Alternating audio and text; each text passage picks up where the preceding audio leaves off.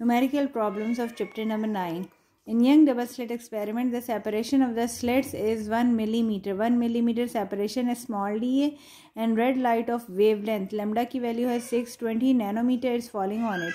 Determine the distance between the central bright band and the fifth bright band fringe on the screen which is 3 meter away from the slit. अच्छा 3 metre का मतलब है ये L distance है, fifth bright fringe है, M order of fringe fifth है और वो ब्राइट फ्रिंज है. अब आपने निकालना है y डिस्टेंस. y डिस्टेंस होती है हाइट, सेंटर से कितनी हाइट पे ये आपके पास ये this is centre, this is order, ये m ऑर्डर 0 है और यहाँ पे ऑर्डर है 5. तो ये वाला जो डिस्टेंस है ना, this is the distance y. आपने ये y डिस्टेंस निकालना है कि फिफ्थ ब्राइट फ्रिंज का सेंट्रल मैक्सिमम से कितना डिस्टेंस है. ओके जो फ्रिंज स्पेसिंग आपके पास आ जाती है वो m lambda l by D के equal. This is the formula जो कि फ्रिंज स्पेसिंग का फार्मूला है. ऑर्डर फिफ्थ ऑर्डर है, wavelength is given. L distance आपके पास होता है स्लिट एंड स्क्रीन के दरमियान डिस्टेंस, दिस इज़ 3. और डी स्लिट स्पेसिंग, सारी वैल्यूज पुट करें, वाई डिस्टेंस आ जाएगा कि fifth bright fringe zeroth order bright fringe से कितने डिस्टेंस पे है. Okay number 2. Two parallel slits are illuminated by light of two wavelengths, one of which is 5.8 is to 10 to minus 7 meter. Okay, on the screen, the fourth dark line of the known wavelength coincide with the fifth bright line of the light of unknown wavelength. Find the unknown wavelength. अच्छा अब ये देखें, बात हो रही है कि आपके पास दो लाइट्स हैं और दो स्लिट्स को एलिमिनेट कर रही हैं. एक जो लाइट है उसकी वेवलेंथ नोन है 5.8 is to 10 to minus 7, उसे लेमडा 1 से उन्होंने रिप्रेजेंट किया. और वो कह रहे हैं कि on the screen the fourth dark line, ये डार्क लाइन है फोर्थ की और ये नॉन वेवलेंथ की, ये कॉन्साइड किसके साथ हो रही है, ये फिफ्थ ब्राइट लाइन के साथ हो रही है जो अननोन वेवलेंथ की, और आपने अननोन वेवलेंथ फाइंड करनी है. अच्छा डार्क फ्रिंज की जो प्लेसमेंट होती है वो होती है m plus half of lambda l by D, और जो ब्राइट होती है वो होती है m lambda l by D. Bright के फार्मूले में जो प्लेसमेंट होती है, प्लेस ऑफ लोकेशन ऑफ या पोजीशन ऑफ ब्राइट फ्रिंज वो होती है m lambda l by D, और जो पोजीशन ऑफ डार्क फ्रिंज होती है वो होती है m plus half of lambda l by D. तो डार्क नोन है, L1 नोन है, L2 आपकी अननोन है. दोनों के आप फार्मूले लिखें. आपके पास जो डार्क है वो थर्ड फ्रिंज है, ठीक है. यहाँ पे वो क्या कह रहे हैं, the fourth dark line of non wavelength, ठीक. फोर्थ डार्क लाइन देखिए. अब मैं अगर इसका वो बनाना शुरू करूँ, पैटर्न बनाना शुरू करूँ,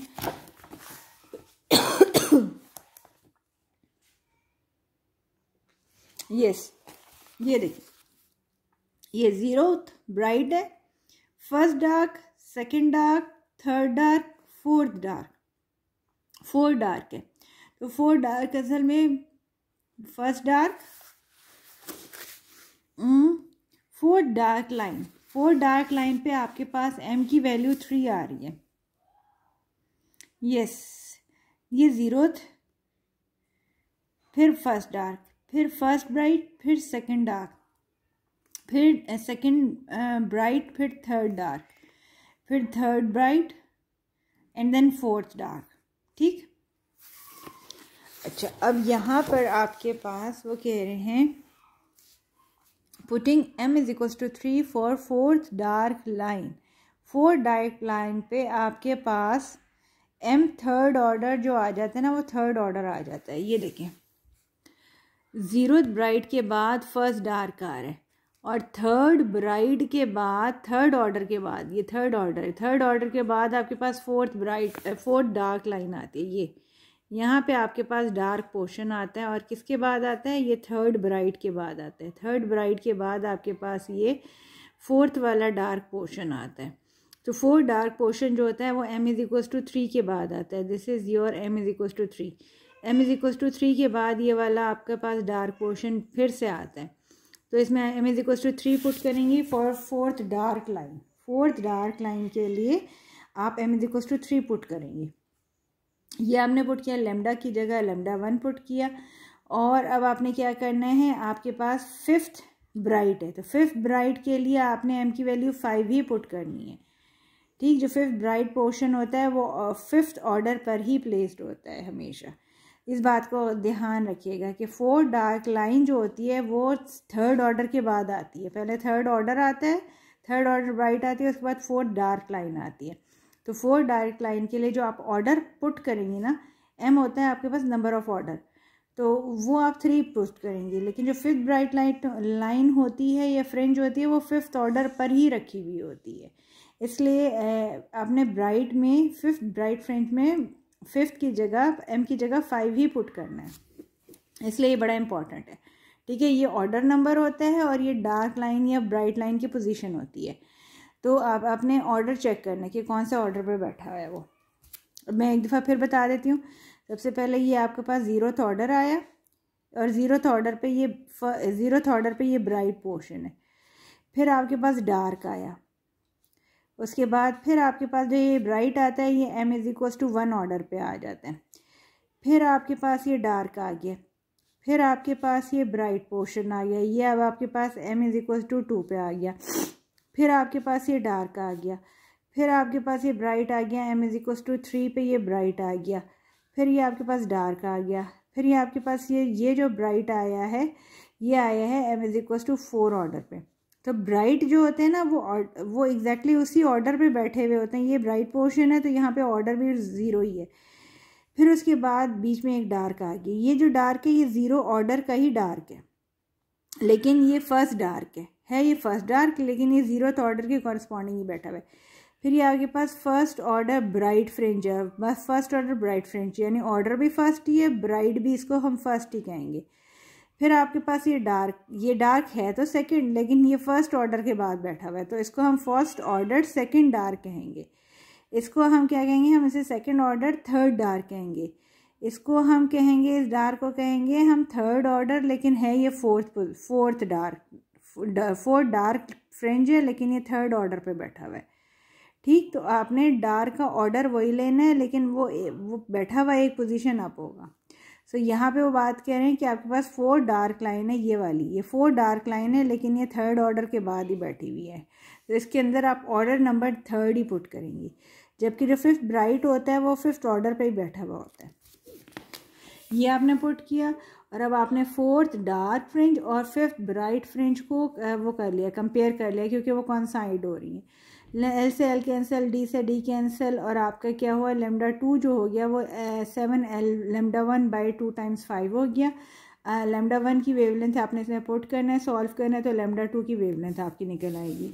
अच्छा गर्ल्स, ये मुझे सेकंड जो है ना ये इंपॉर्टेंट लग रहा है, दिस इज़ इम्पॉर्टेंट वन। तो ये इसको आपने बहुत अच्छा से तैयार करना है, क्योंकि इसके अंदर थोड़ी सी ये वाली कन्फ्यूजन है, ये कन्फ्यूजन है ये भी और ये भी, यानी जो ब्राइट फ्रिंज की जो पोजीशन होती है ना वही उसका ऑर्डर होता है, लेकिन जो आपके पास डार्क फ्रिंज की पोजीशन होती है ना ऑर्डर उससे 1 कम होता है, right.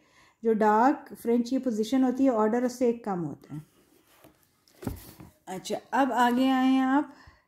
When the movable mirror of a Michelson interferometer is moved 0.1 millimeter, ये P की वैल्यू है 0.1 millimeter, how many dark fringes passes through the reference point if light of wavelength 580 nanometer is used? P की value 0.1 millimeter है, इसको आपने open कर लिया, wavelength of the light is given, order आपने निकालना है। आपके पास फार्मूला होता है, ये प्लेस किया और आपने आगे शिफ्ट किया हुआ होता है मिरर को, P M आपके पास नंबर ऑफ फ्रिंजेस होते हैं, वेवलेंथ और 2। अब आपने number of dark fringes shifted निकालें, तो M = 2p/λ, सारी वैल्यूज पुट करें तो 345 फ्रिंजेस जो थे वो मूव करते हैं, आगे शिफ्ट करते हैं। अगर आप जो मिरर M1 को ऊपर शिफ्ट करती हैं 0.1 मिलीमीटर, खाली इतना 0.1 मिलीमीटर मिरर M1 को ऊपर शिफ्ट करने से 345 डार्क फ्रिंजेस शिफ्ट होते हैं। अच्छा, सोप बबल ये आप नहीं करेंगे, सोप बबल आपको मैंने कहा था थिन फिल्म होती है, ये आपका सिलेबस में नहीं है। अ डाइफ्रैक्टिंग ग्रेटिंग हैज़ 500 लाइन्स पर सेंटीमीटर, यस ये आपका ग्रेटिंग एलिमेंट है, D 500 लाइन्स पर सेंटीमीटर, D की वैल्यू है।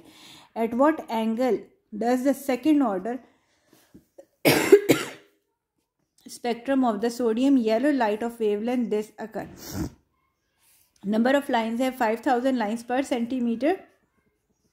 तो ग्रेटिंग एलिमेंट डी जो होता है वो 1/n के इक्वल होता है, यानी 1 डिवाइडेड बाय 5000.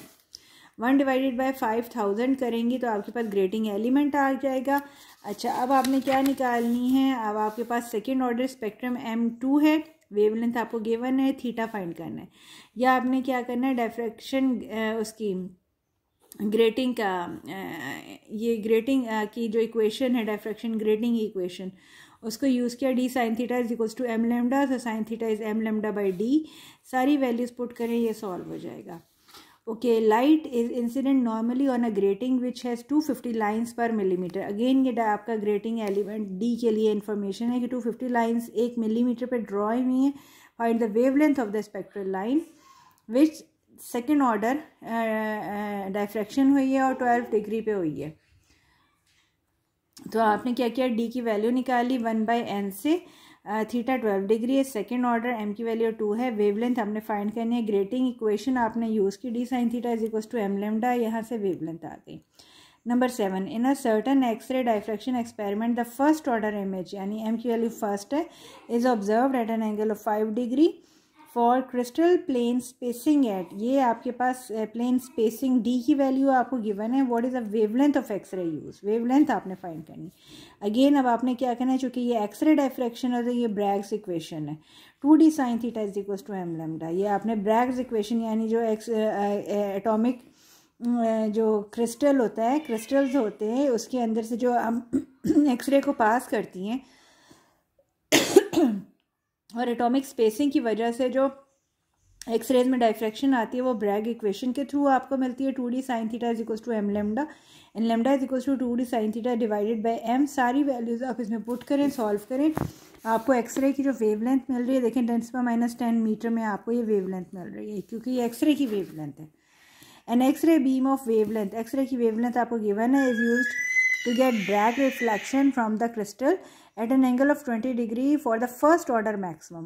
Now m की वैल्यू 1 है. What are the possible layer plane spacing, small d की वैल्यू आपने फाइंड करनी है. Again Bragg's equation 2d sin theta is equals to m lambda use करें, d के लिए इक्वेशन सेट करें, वैल्यूज़ पुट करें, आपको d की वैल्यू मिल जाएगी. The spacing of one set of crystal plane in sodium chloride is d की value आपको गिवन है. A monochromatic beam of X-ray produce Bragg maximum when its glassing angle with these plane is theta की value 7 degree है.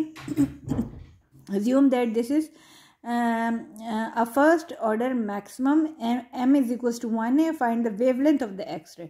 Again 2d sin theta is equals to m lambda. Lambda is equals to 2d sin theta over order number. सारी values इसमें आपने place करनी और आपको wavelength of the x ray मिल जाएगी.